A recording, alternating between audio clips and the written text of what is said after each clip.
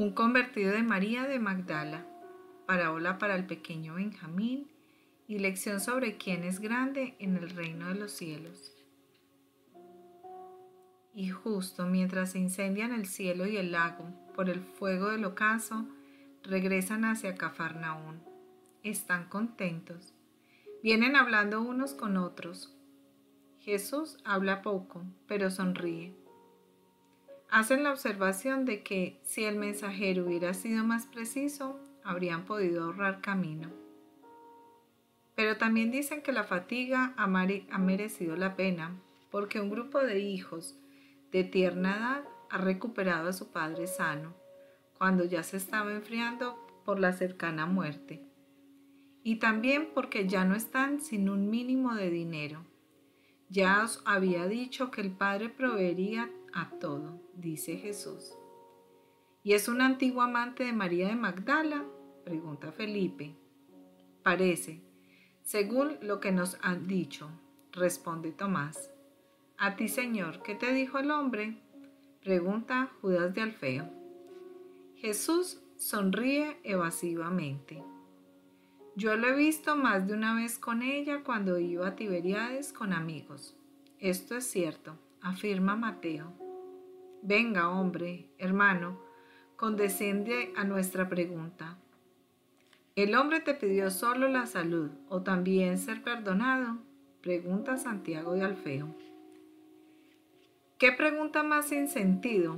Pero cuando el Señor no exige arrepentimiento para conceder una gracia, dice Judas Iscariote con mucho desdén hacia Santiago de Alfeo. Mi hermano no ha dicho una estupidez. Jesús cura o libera y luego dice, ve y no peques más, le responde Judas Tadeo. Porque ve ya el arrepentimiento de los corazones, rebate Judas Iscariote. En los endemoniados no hay arrepentimiento ni voluntad de ser liberados, lo cual no lo ha demostrado solo uno.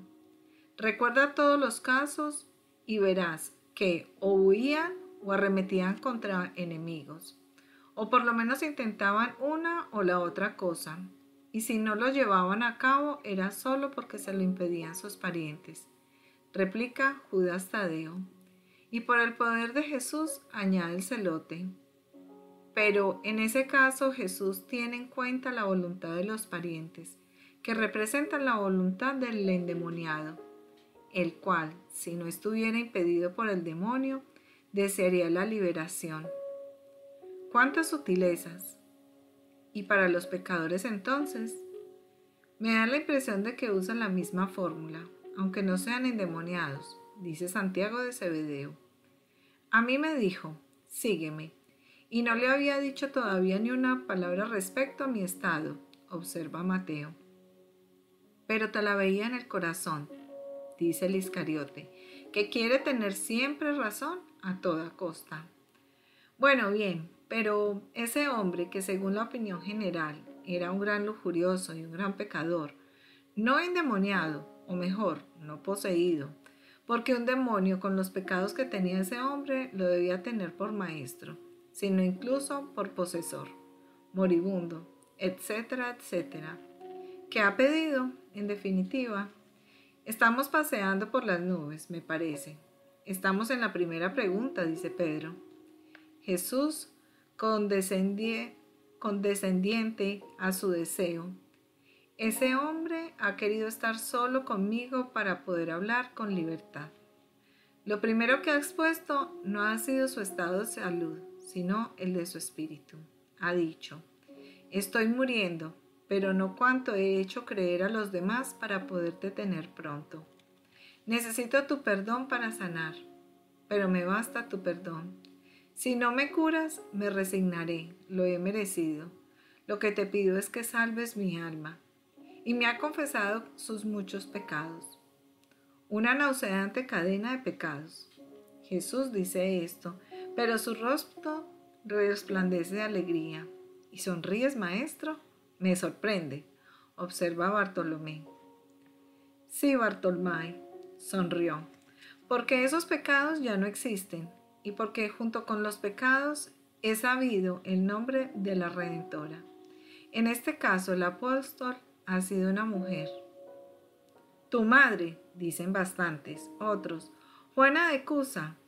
Si él iba a menudo a Tiberíades, quizás la conoce.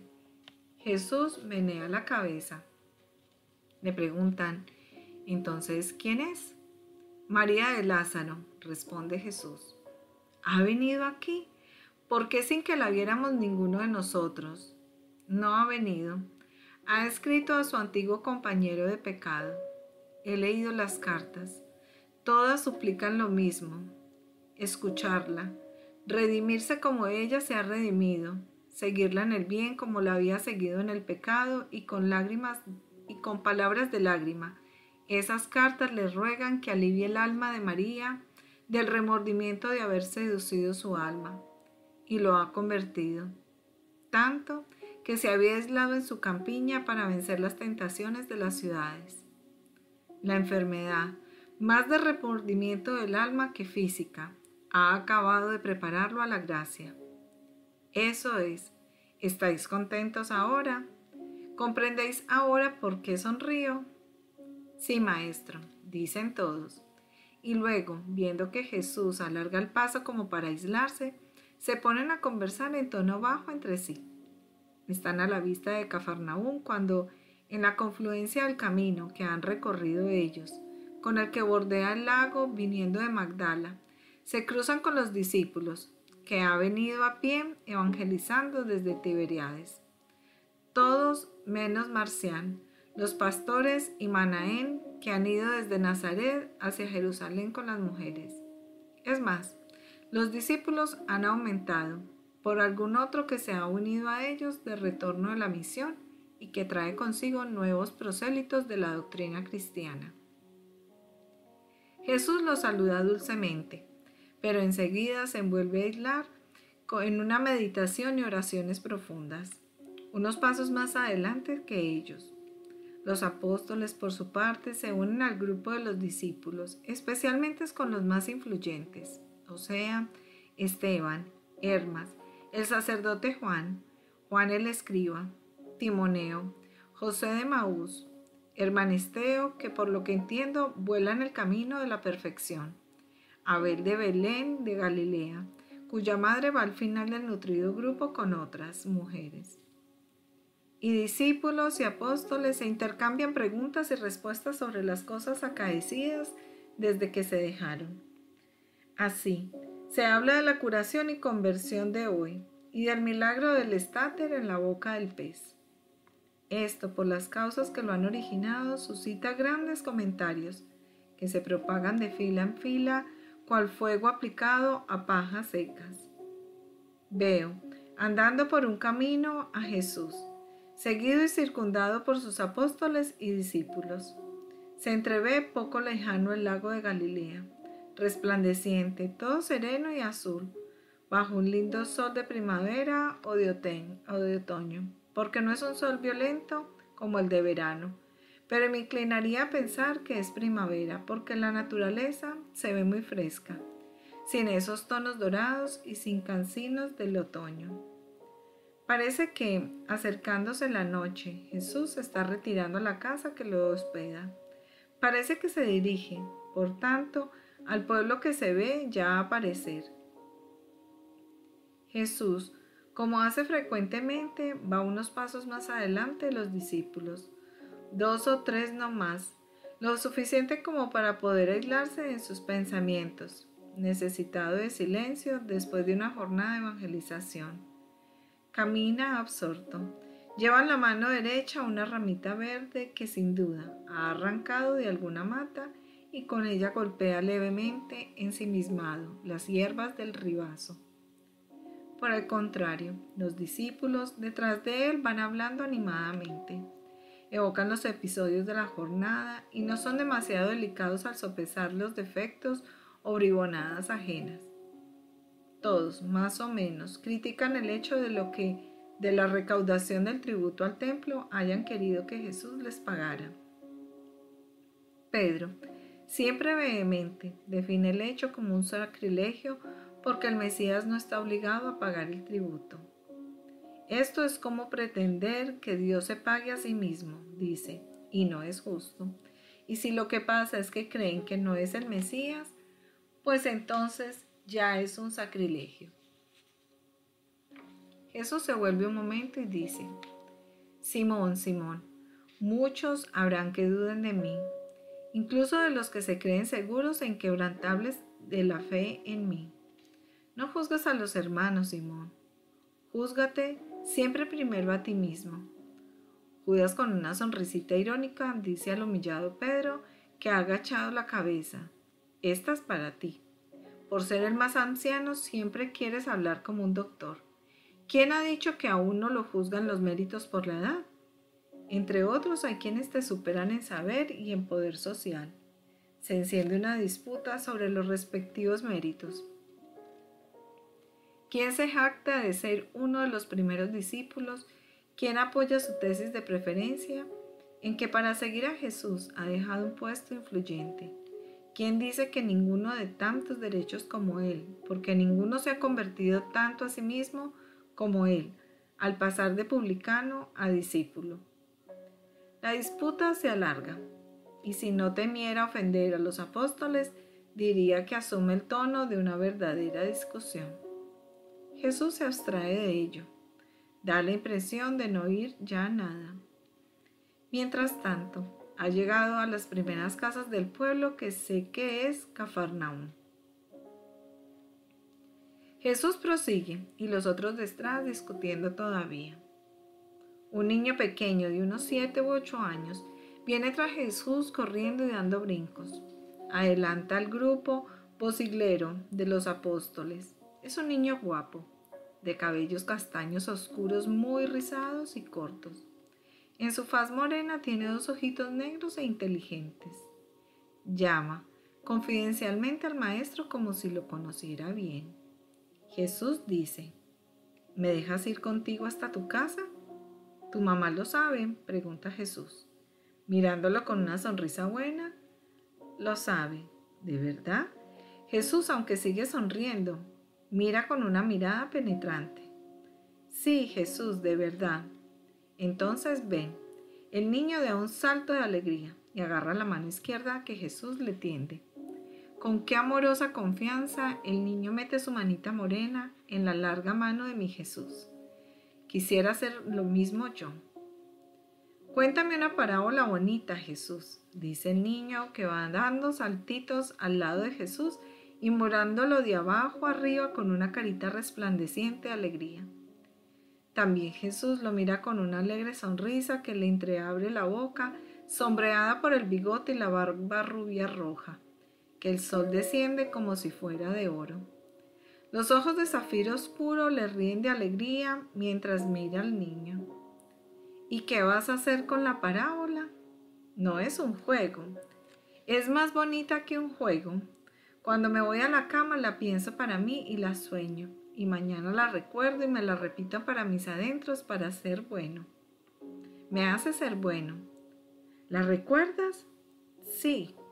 ¿Quieres que te diga todas las que me has dicho? Eres grande, Benjamín, más que los hombres que olvidan. Como premio te voy a decir la parábola. El niño ya no salta. Camina serio y mesurado como un adulto y no se pierde ni una palabra, ni una inflexión de Jesús, al cual mira atentamente sin preocuparse siquiera de en dónde pisa. Un pastor muy bueno, habiendo venido a saber que en un lugar del mundo habían muchas ovejas, que habían sido abandonadas por pastores pocos buenos y que corrían por peligros, por caminos perversos y pastos nocivos, y se acercaban cada vez más a barrancos sombríos, fue a ese lugar y sacrificando todo lo que poseía, adquirió esas ovejas y corderos. Quería llevarlos a su reino, porque ese pastor era también rey, como lo han sido muchos reyes en Israel. En su reino esas ovejas y esos corderos encontrarían pastos sanos, frescos y puras aguas, caminos seguros y refugios invulnerables contra los ladrones y los lobos feroces. Por eso ese pastor reunió sus ovejas y corderos y les dijo, he venido a salvaros, a llevaros a un lugar donde ya no sufriréis, donde ya no conoceréis peligros ni dolor. Amadme, seguidme, porque yo os amo mucho y por teneros me he sacrificado en todos los modos. Pero si me amáis, mi sacrificio no me pesará. Venid tras mí y vamos.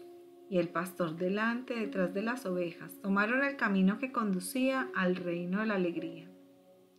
El pastor a cada momento se volvía a ver si le seguían, para exhortar a las cansadas, infundir coraje a las desanimadas, socorrer a las enfermas, acariciar a los corderos, como las quería. Les ofrecía su pan y su sal. Probaba antes él el agua de las fuentes y la bendecía para experimentar si era sana y hacerla santa. Pero las ovejas, ¿lo crees, Benjamín? Las ovejas, pasado un tiempo, se cansaron. Primero una, luego 2, luego 10, luego 100. Se quedaron atrás a rozar la hierba hasta llenarse y no poder moverse. Luego se echaron, cansadas y llenas en el polvo y en el lodo. Otras se asomaban prominentemente a los precipicios, a pesar de que el pastor dijera, no lo hagáis. Y algunas, dado que él se ponía donde había mayor peligro, para impedirles que fueran a esos sitios, le chocaron con las cabezas proterva y trataron de despeñarlo más de una vez. Así muchos terminaron en los barrancos y murieron miserablemente. Otras se enzarzaron y a fuerza de cornadas y mochadas se mataron unas a otras. Solo un corderito no se distrajo nunca. Corría balando y con su balido decía al pastor, te quiero. Corría tras el pastor bueno. Cuando llegaron a las puertas de su reino, solo quedaban ellos dos, el pastor y el corderito fiel. Entonces el pastor no dijo, entra, sino dijo, ven. Y lo tomó en brazos y lo estrechó contra su pecho y lo llevó adentro. Luego llamó a todos sus súbditos y les dijo, mirad, este me ama, quiero que esté eternamente conmigo. Vosotros amadlo, porque es el predilecto de mi corazón. La parábola ha terminado, Benjamín. ¿Ahora sabes decirme quién es ese pastor bueno? Tú, Jesús. ¿Y ese corderito quién es? Soy yo, Jesús. Pero yo ahora me voy a marchar y te olvidarás de mí. No, Jesús, no me olvidaré de ti porque te quiero. Se te terminará el amor cuando dejes de verme. Diré dentro de mí las palabras que me has dicho y será como si estuvieras presente. Te voy a querer y a obedecer así. Y tú, Jesús, dime, ¿te vas a acordar de Benjamín? Siempre. ¿Y cómo vas a hacer para acordarte? Me diré a mí mismo que me has prometido amarme y obedecerme, y así me acordaré de ti. ¿Y me vas a dar tu reino? Si eres bueno, sí. Seré bueno. ¿Cómo vas a llevarlo a cabo? La vida es larga, pero también tus palabras son muy buenas. Si me las repito y hago lo que tus palabras dicen que hay que hacer, me conservaré bueno toda la vida. Y lo voy a hacer porque te quiero. Cuando se ama, no cuesta ser bueno. A mí no me cuesta obedecer a mi mamá porque la quiero. Y no me va a costar obedecerte a ti porque te quiero. Jesús se ha parado y está mirando a esa carita encendida más que por el sol, por el amor. La alegría de Jesús es tan viva que parece que otro sol se ha encendido en su alma y emite sus resplandores a través de las pupilas. Se agacha y besa la frente al niño. Se ha detenido a la altura de una casadita modesta que tiene en la parte de adelante un pozo. Jesús va luego a sentarse junto al pozo y allí le alcanzan los discípulos, que siguen todavía midiendo las respectivas prerrogativas. Jesús los mira, luego los convoca. Venid aquí, alrededor, y oíd la última enseñanza de la jornada. Vosotros que os quedáis roncos celebrando vuestros méritos y tenéis vuestro pensamiento centrado en adjudicaros un puesto según la medida de ellos. ¿Veis a este niño? Está más que vosotros en la verdad. Su inocencia le da la llave para abrir las puertas de mi reino. Ha comprendido, en su sencillez infantil, que en el amor está la fuerza para llegar a ser grandes. Y en la obediencia realizada por amor, la fuerza para entrar al reino. Sed sencillos, humildes. Amad con un amor que no sea solo para mí, sino recíproco entre vosotros. Sed obedientes a mis palabras, a todas, también a estas, si queréis llegar al lugar en que habrán de entrar estos inocentes. Aprended de los pequeños. Como el Padre les revela a ellos la verdad, no se la revela a los sabios. Jesús, mientras habla, mantiene contra sus rodillas derecho a Benjamín y tiene apoyadas las manos en los hombros del niño. El rostro de Jesús ahora se muestra lleno de majestad. Está serio, no enojado, pero sí serio, verdaderamente como maestro. El último rayo de sol forma un nimbo de rayos encima de su cabeza rubia. La visión se me termina aquí y me deja llena de dulzura en medio de mis dolores.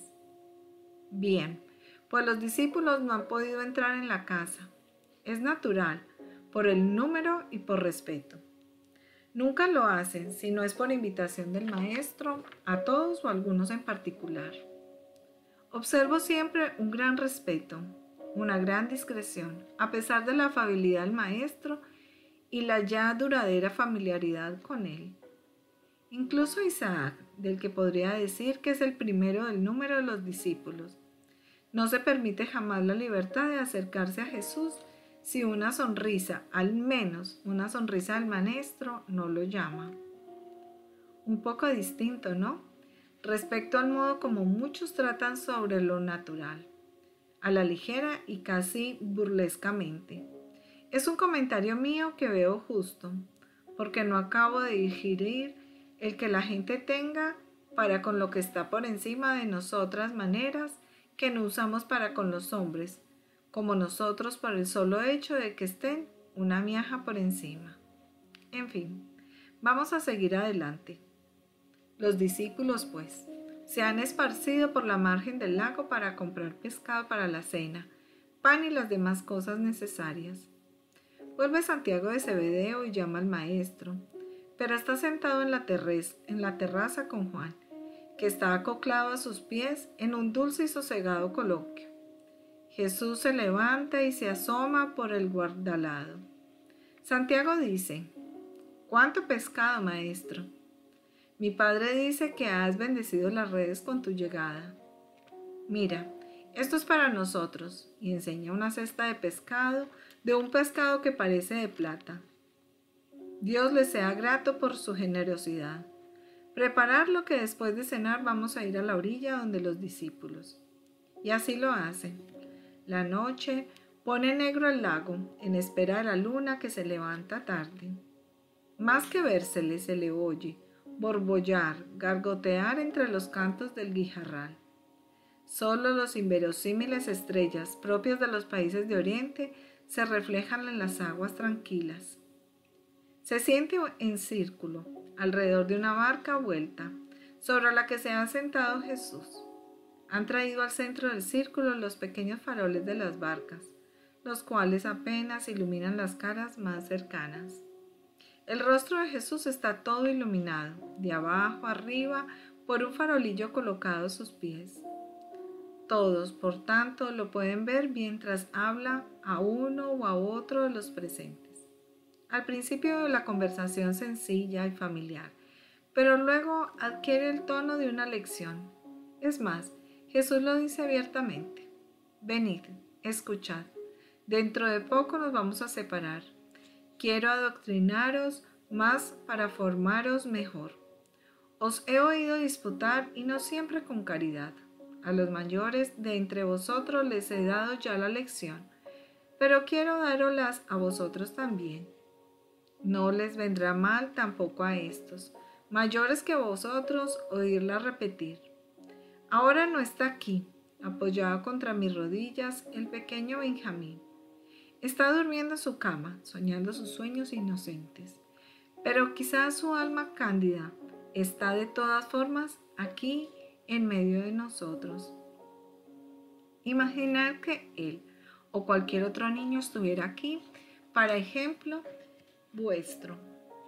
En vuestro corazón tenéis todos una obsesión que os preocupa, una curiosidad, un peligro. La obsesión, ser el primero en el reino de los cielos. La curiosidad, saber quién será este primero. Y en fin, el peligro, el deseo aún humano de oírse responder, tú eres el primero en el reino de los cielos. O bien de los compañeros con un sentido de aprobación, o bien sobre todo el Maestro, cuya verdad y penetración de las cosas futuras conocéis. ¿No es acaso así? Las preguntas tiemblan en vuestros labios y viven en el fondo de tu corazón. El Maestro, mirando a vuestro bien, secunda esta curiosidad, a pesar de que aborrezca condescender con las curiosidades humanas. Vuestro Maestro no es un charlatán al que se le consulta por 2 centavos en medio del bullicio de un mercado. No es uno poseído por un espíritu pitónico que le procura dinero con el oficio de adivino, para secundar las restringidas mentes de los hombres que requiere conocer el futuro para saberse guiar. El hombre no se puede guiar por sí solo, Dios lo guía. Sí, el hombre tiene fe en él, y no lo aprovecha el conocer o creer que se conoce el futuro si luego no se dispone de los medios para desviar ese futuro profetizado. Solo hay un medio: la oración al Padre y Señor para que por su misericordia nos ayude. En verdad os digo que la oración confiada puede transformar un castigo en bendición. Pero quien recurre a los hombres para intentar, como hombre y con los medios de los hombres, desviar el futuro, no sabe orar o sabe orar muy mal. Yo, esta vez, dado que esta curiosidad puede daros una buena enseñanza, le doy respuesta, aunque aborrezco las preguntas dictadas por la curiosidad e irrespetuosas. Os preguntáis, ¿quién de vosotros es el mayor en el reino de los cielos? Anulo la limitación entre nosotros.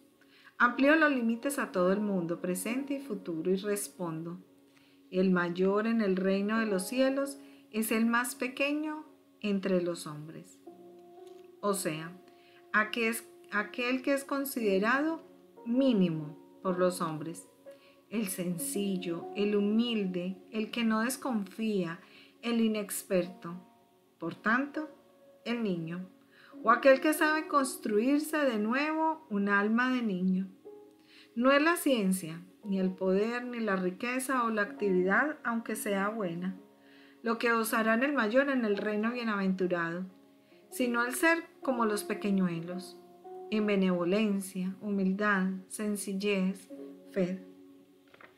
Observad cómo me aman los niños e imitadlos, cómo creen en mí e imitadlos, cómo recuerdan lo que digo e imitadlos, cómo ponen en práctica mis enseñanzas e imitadlo, cómo no se ensoberbecen de lo que hacen e imitadlos, cómo no experimentan rivalidades contra mí o contra sus compañeros, imitadlo. En verdad os digo que si no cambiáis vuestra manera de pensar, actuar y amar, reconstruyéndola según el modelo de los niños, no entraréis en el reino de los cielos.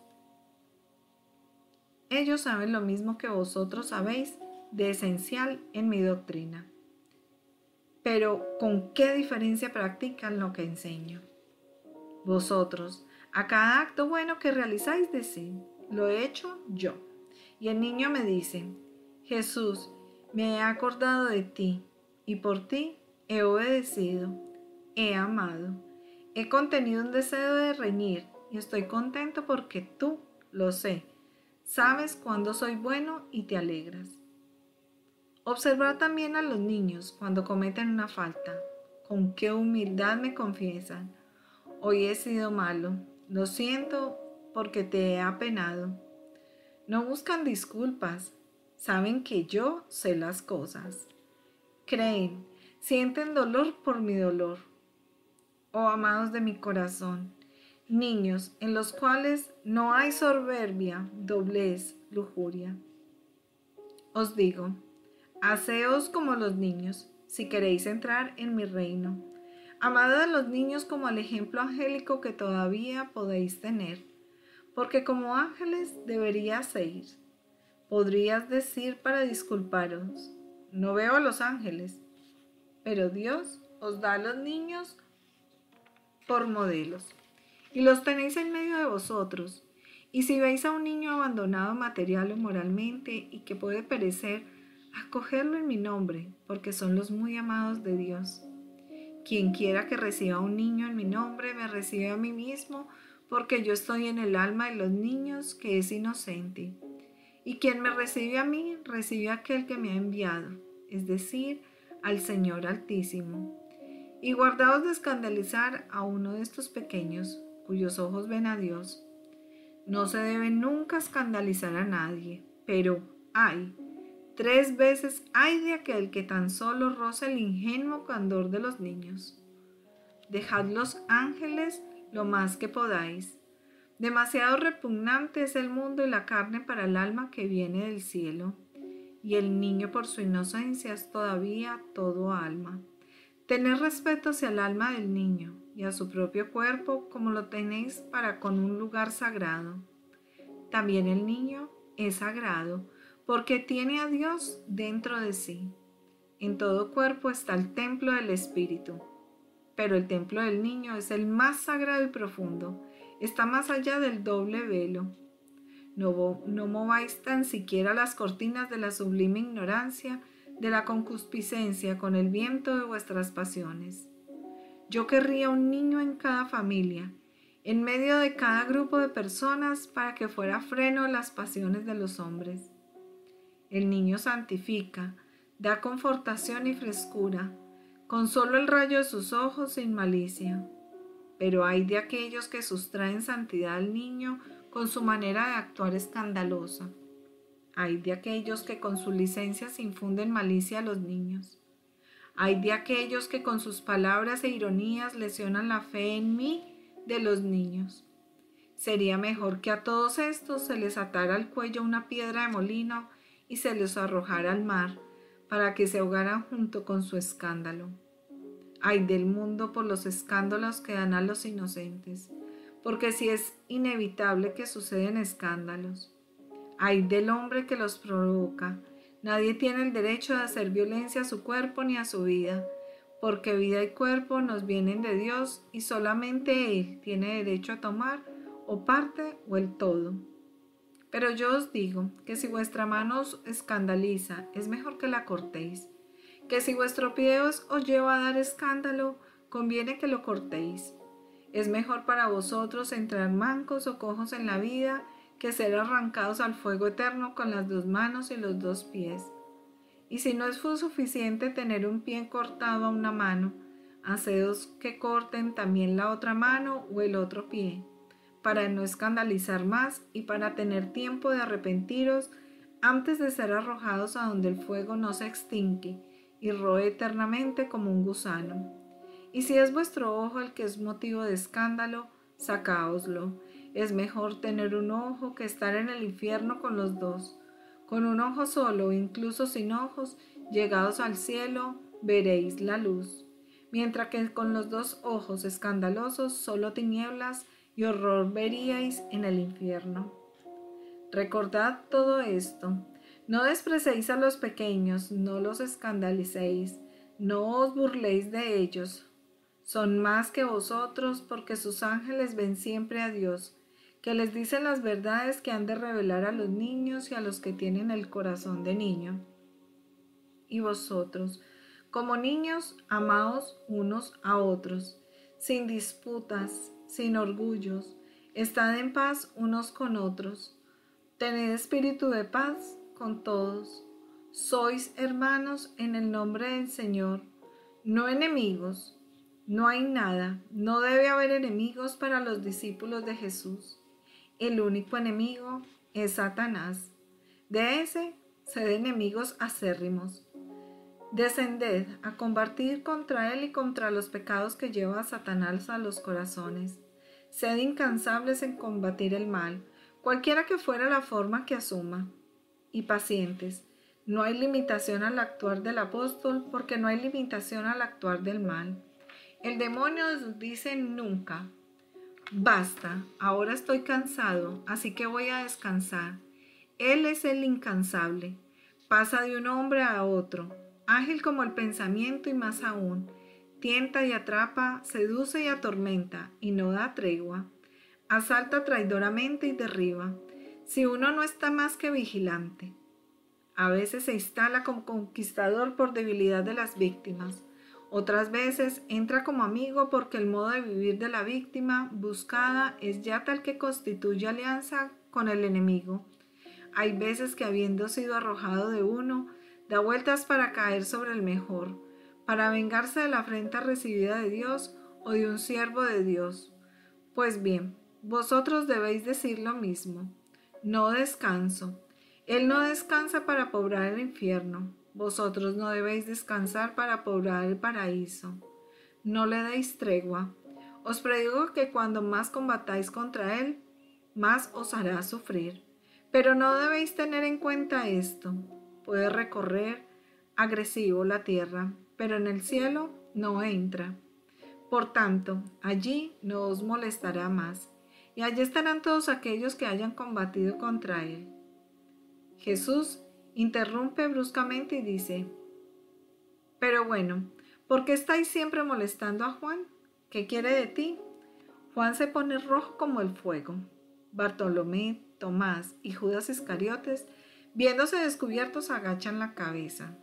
Entonces, pregunta imperativamente Jesús: Maestro, mis compañeros quieren que te diga una cosa. Pues dila. Hoy, mientras estabas en casa de este enfermo y nosotros estábamos por el pueblo, como habías dicho, hemos visto a un hombre que no es un discípulo tuyo y que nunca hemos visto entre los que te escuchan la doctrina, que arroja demonios en tu nombre de un grupo de peregrinos que iban a Jerusalén, y lo conseguía. Ha curado a uno que tenía un temblor que le impedía cualquier tipo de trabajo, y ha devuelto el habla a una niña que había sido agredida en el bosque por un demonio con apariencia de perro, que le había trabado la lengua. Decía: vete, demonio maldito, en nombre del Señor Jesús, el Cristo, Rey de la estirpe de David, Rey de Israel. Él es el Salvador y vencedor. Huye ante su nombre. Y el demonio huía realmente. Nosotros nos hemos resentido y se lo hemos prohibido. Nos ha dicho: ¿qué hago de malo? Honro al Cristo liberando el camino de los demonios que no son dignos de verlo. Le hemos respondido: no eres exorcista según Israel ni discípulo según Cristo. No te es lícito hacerlo. Ha dicho: hacer el bien siempre es lícito, y te he rebelado contra nuestra orden diciendo: y seguiré haciendo lo que hago.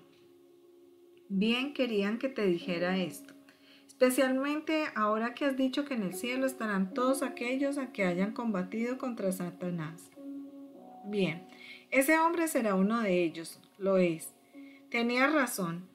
Los equivocados habéis sido vosotros. Los caminos del Señor son infinitos. No se puede afirmar que solo los que tomen el camino directo llegarán al cielo. En cualquier lugar, siempre de mil modos distintos, habrán criaturas que vendrán a mí, quizás por un camino inicialmente malo. Dios verá su recta intención y los atraerá hacia el camino bueno. Y de la misma forma, habrá algunos que por concupiscente y ternaria embriaguez saldrán del camino bueno y tomarán un camino más largo o incluso desviado. Por tanto, no debéis jamás juzgar a vuestros semejantes. Solo Dios ve. Cuidad de no saliros vosotros del camino bueno en el que, más que por vuestra voluntad, la voluntad de Dios os ha puesto. Y cuando veáis a uno que cree en mí y por él actúa, no lo llaméis extranjero, ni enemigo, ni sacrílego. Es en todo caso un súbdito mío, amigo fiel, porque cree en mi nombre, espontáneamente y mejor que muchos otros. Por eso mi nombre en sus labios obra prodigios como los vuestros y quizás mayores. Dios lo ama porque me ama. y terminará de llevarlo al cielo. Ninguno que haga prodigios en mi nombre puede ser enemigo mío ni hablar mal de mí. Antes, al contrario, con su actuación de honor a Cristo y testimonio de fe. En verdad os digo que creer en mi nombre es salvación. Así que os digo, si lo encontráis otra vez, no se lo volváis a prohibir. Antes, al contrario, llamadle hermano, porque lo es, aunque esté todavía fuera del recinto de mi redil. Quien no está contra mí, está conmigo. Quien no está contra vosotros, está con vosotros. ¿Hemos pecado, Señor? Pregunta afligido Juan. No, habéis actuado por ignorancia, pero sin malicia. Por tanto, no hay pecado. Pero en lo sucesivo sería pecado porque ahora ya sabéis. Y ahora vamos a vuestras casas. La paz sea con vosotros. Dice luego Jesús a los que leen este evangelio. Lo que he dicho a mi pequeño discípulo, os lo digo también a vosotros. El reino de los corderos fieles que me aman y me siguen sin perderse en lisonjas, me aman hasta el final. Y os digo también a vosotros lo que dije a mis discípulos adultos. Aprended de los pequeños. Lo que hace conquistar el reino de los cielos no es el hecho de ser doctos, ricos, audaces, no es serlo humanamente, sino con la ciencia del amor, que hace a uno doctor, rico, audaz sobrenaturalmente. Cómo ilumina el amor para comprender la verdad. Cuán rico lo hace a uno para adquirirla. Cuán audaz para conquistarla. Qué confianza inspira, qué seguridad. Hacer lo que el pequeño Benjamín, mi pequeña flor que perfumó mi corazón en aquel atardecer y cubrió el olor de la humanidad que fermentaba en los discípulos, que le cantó una música angelical y cubrió el rumor de las disputas humanas. ¿Quieres saber lo que fue de Benjamín después? Siguió siendo el pequeño Cordero de Cristo, y una vez perdido su gran pastor porque había vuelto al cielo, se hizo discípulo del que más se me parecía, y de la mano de éste recibió el bautismo y el nombre de Esteban, el primer mártir mío. Fue fiel hasta la muerte, y con él sus parientes, que fueron atraídos a la fe por el ejemplo de su pequeño apóstol de la familia. ¿No es conocido? Son muchos los desconocidos de los hombres que son conocidos por mí en mi reino. Esto los hace felices. La fama del mundo no añade ni un destello a la aureola de los bienaventurados. Pequeño Juan, a María Valtorta, camina siempre con tu mano en la mía. Irás segura y cuando llegues al reino no te diré entra, sino ven. Y te tomaré en mis brazos para colocarte en el lugar preparado por mi amor y merecido por el tuyo. Ve en paz. Te bendigo.